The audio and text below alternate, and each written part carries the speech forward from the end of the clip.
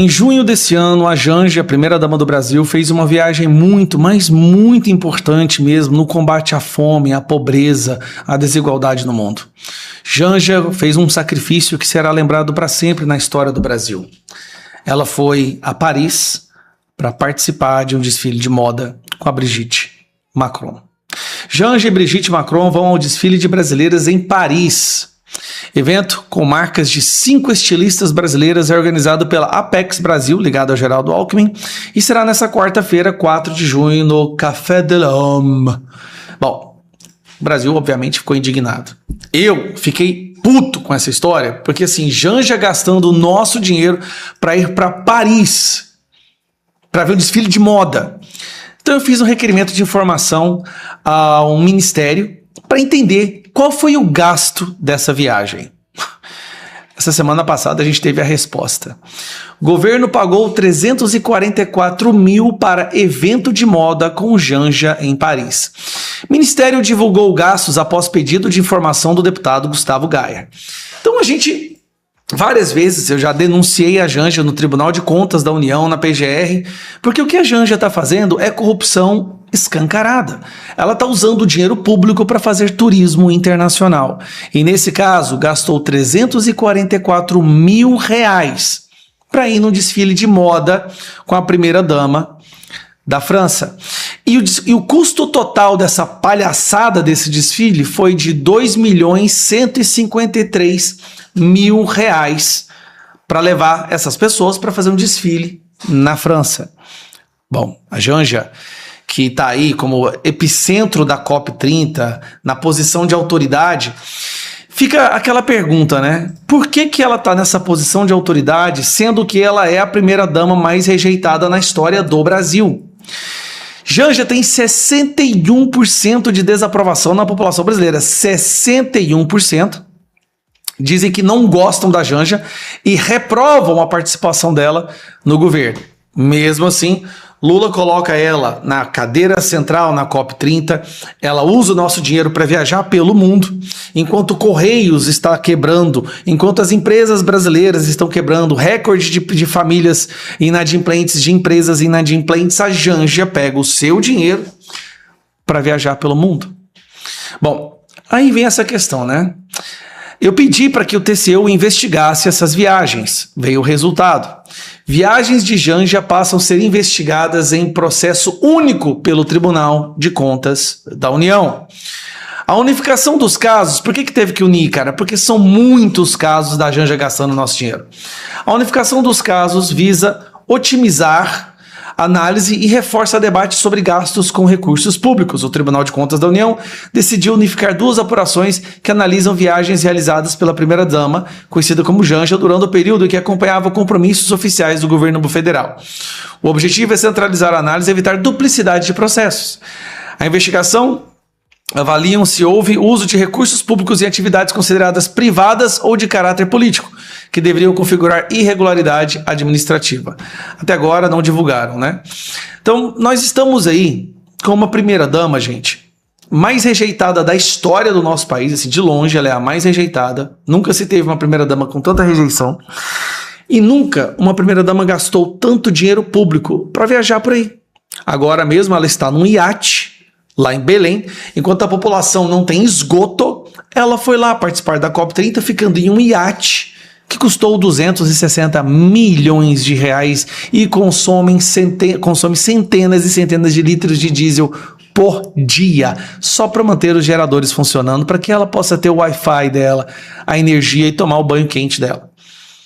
Como que nós chegamos nesse buraco? Como que nós mudamos de Michele Bolsonaro, uma pessoa elegante, inteligente, fina, cristã, patriota, para este ser aqui? Eu não consigo entender como que a gente afundou tanto. Lembrando, Janja era amante do Lula enquanto ele era casado. Isso é o que todos falam, né? Até a imprensa fala isso. Tem até matéria sobre isso. Ela visitava Lula na cadeia. Tem um apelido para isso, como é que é? Eu esqueci. Tem um apelido para quem namora a gente da cadeia, agora eu esqueci qual que é. Mas se passava por advogada para visitar o Lula. Paz, cara, que buraco que o Brasil virou. Mas pelo menos uma ação minha teve algum resultado, né? Escancara a podridão desse governo. 340. Você que está endividado, você vai no supermercado, não consegue mais encher o carrinho, fique feliz. Todo o seu dinheiro de imposto, que está aumentando, né, foram 20 novos impostos até agora, 28, está sendo usado por uma causa nobre, para levar a Janja para ver um desfile de moda em Paris. Esse é o Brasil, que o amor voltou e que a democracia venceu. E o desfile Brasil Criativo por Natureza, organizado pela primeira-dama Janja da Silva em Paris, custou R$344 mil aos cofres públicos.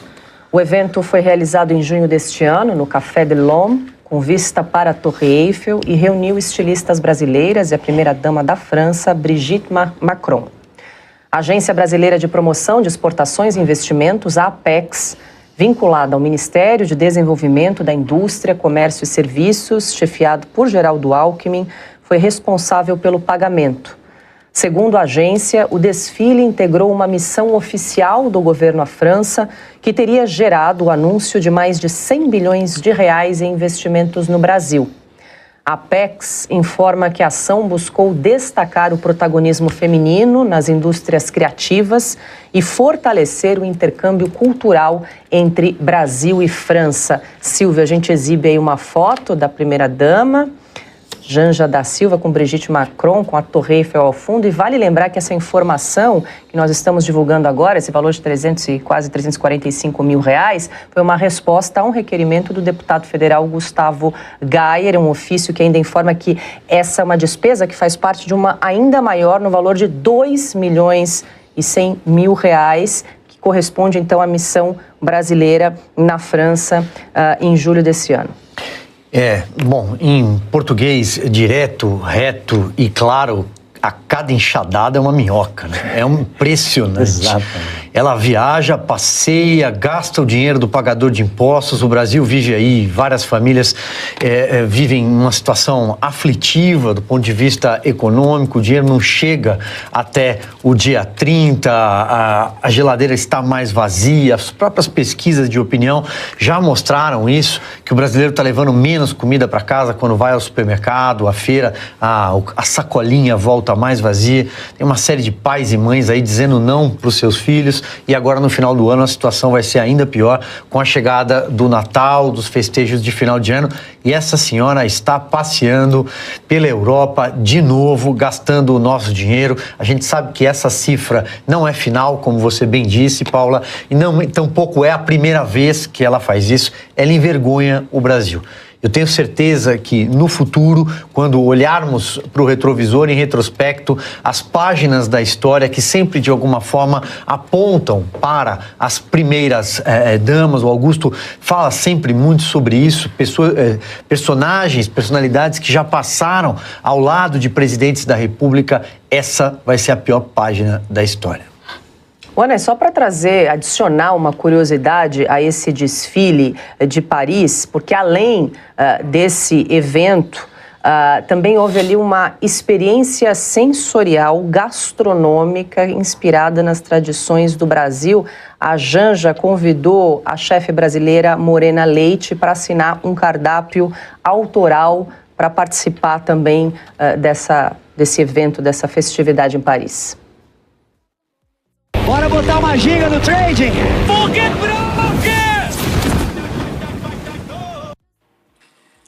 Olha, R$344 mil. R$344 mil para promover um desfile, para promover um intercâmbio cultural.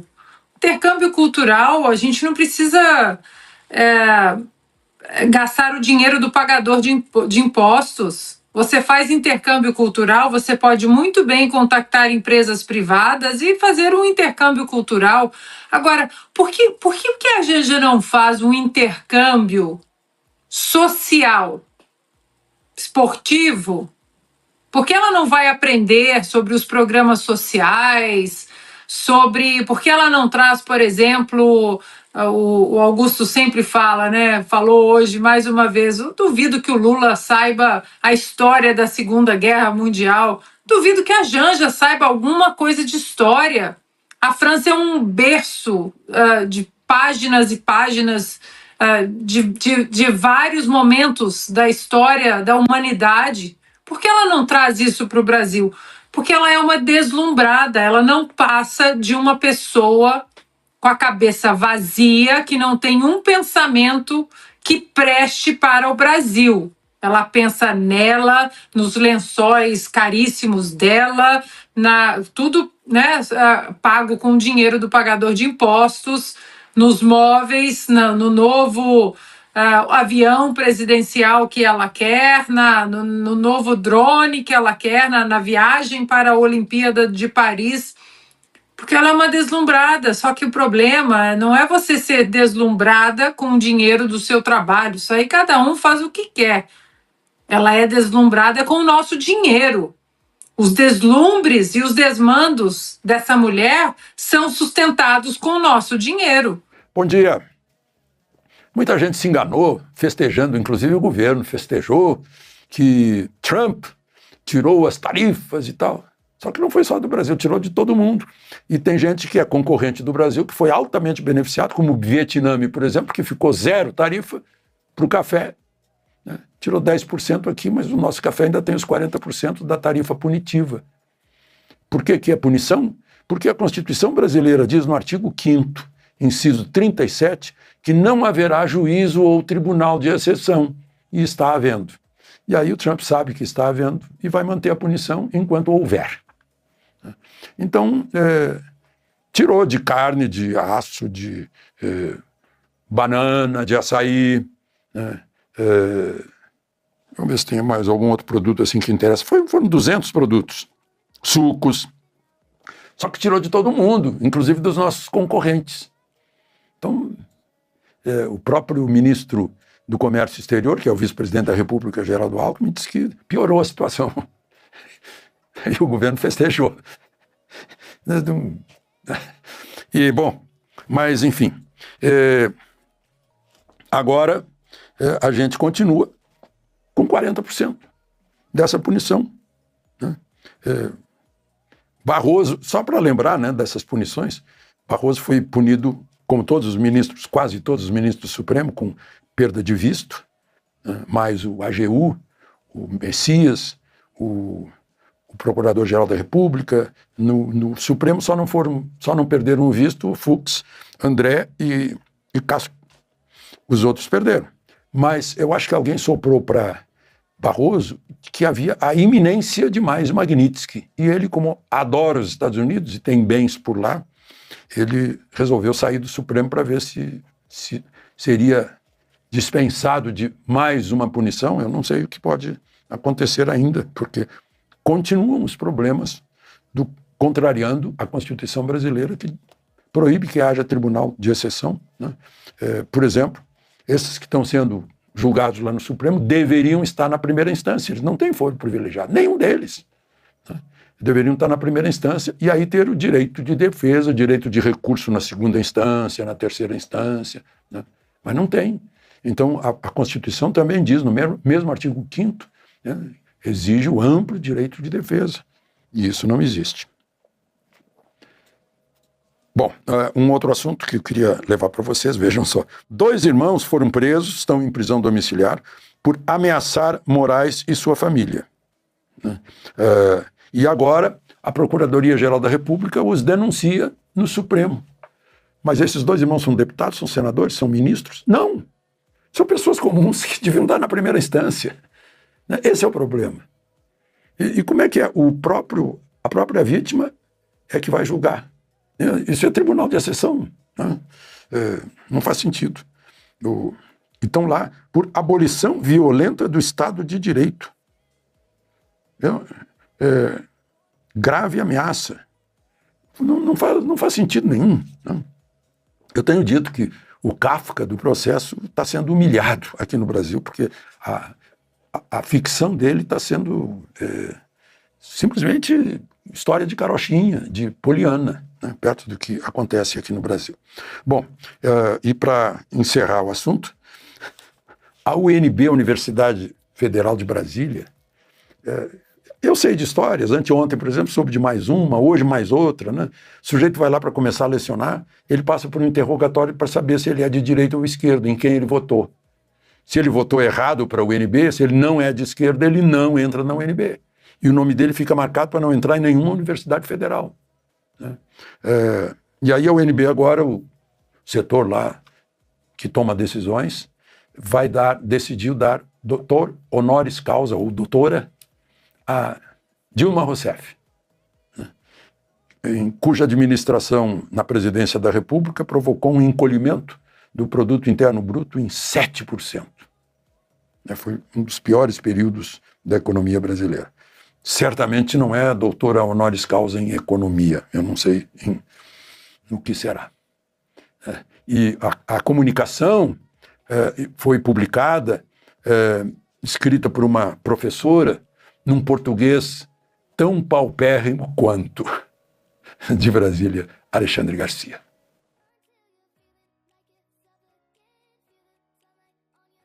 O chanceler alemão retornou da COP30 a seu país, dizendo que os jornalistas que estavam com ele simplesmente acharam que o evento foi péssimo, não gostariam de ficar no Brasil e deram graças a Deus de retornar para a Alemanha. Meine Damen und Herren, wir leben in einem der schönsten Länder der Welt. Und ich habe einige Journalisten, die mit mir in Brasilien waren, letzte Woche gefragt, wer von euch würde denn gerne hier bleiben?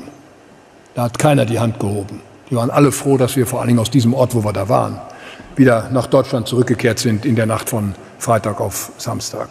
A imprensa brasileira, diante das declarações, já saiu correndo para passar pano e disseram que não foi uma crítica ao Brasil, mas o chanceler enalteceu a Alemanha. Apenas isso. As redes sociais governistas também saíram passando pano e dizendo que quem tivesse dando atenção ao alemão teria complexo de vira-lata. Um complexo de vira-lata talvez parecido com aquele que eles dizem haver em quem dá atenção ao que o Trump critica aqui no Brasil, ou mesmo as sanções feitas pelos Estados Unidos. Bom, isso é se atentar ao mensageiro. A verdade dos fatos está na mensagem, e é disso que agora a gente vai falar. Eu sou André Marcilli, advogado, professor, e peço a vocês, se inscrevam aqui no canal, deixem o seu like clicando no joinha, porque assim o conteúdo é entendido como relevante pelo algoritmo e acaba ele distribuindo nosso canal para mais pessoas. E também considere se tornar membros aqui do canal clicando na aba Seja Membro. Você vai receber conteúdos exclusivos, além de colaborar aqui com o canal. Muito bem, a imprensa já saiu, a grande imprensa, dizendo que foi um enaltecimento da Alemanha. Não foi um enaltecimento da Alemanha, foi uma crítica severa ao Brasil. Uma crítica severa ao evento, à falta de estrutura do evento.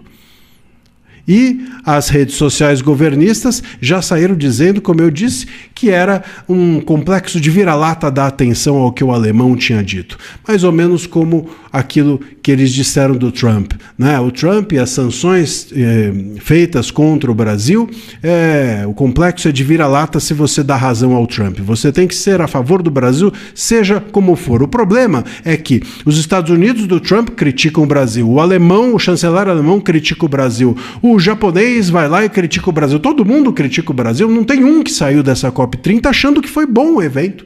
Acho que só o Lula e a Janja gostaram desse evento. Não é possível. Mesmo os brasileiros que lá estiveram criticaram o evento. Então não é uma questão aqui do mensageiro, é uma questão da mensagem. O governo estruturou pessimamente esse evento. O governo gastou horrores do dinheiro público, do nosso dinheiro com esse evento.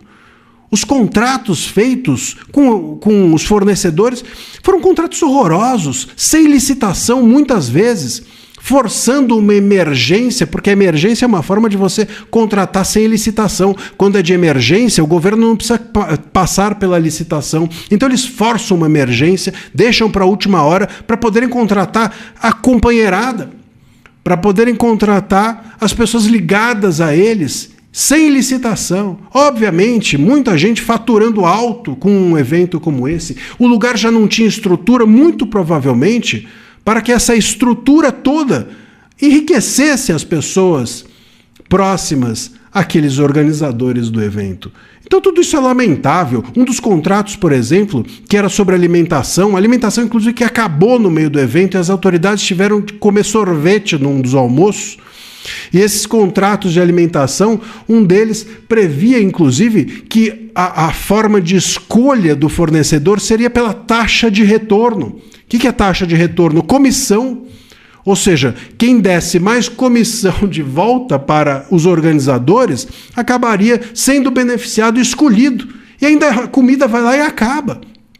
Quem assistiu a imagens do evento se lembra, pessoas vestidas de animais engatinhando, parecia uma festa de criança, parecia uma feira de ciência, alguma das apresentações, chuva no meio, sem ar-condicionado, depois botaram um ar-condicionado funcionando a diesel. Imagina, num evento sobre ecossistema e meio ambiente. Então, assim, a imagem do Brasil piorou. O evento foi um fracasso. E as redes sociais têm agora a função, as redes sociais governistas e a imprensa vão passar o pano. Só que ainda existe a possibilidade de que as redes sociais e canais como esse contem a verdade.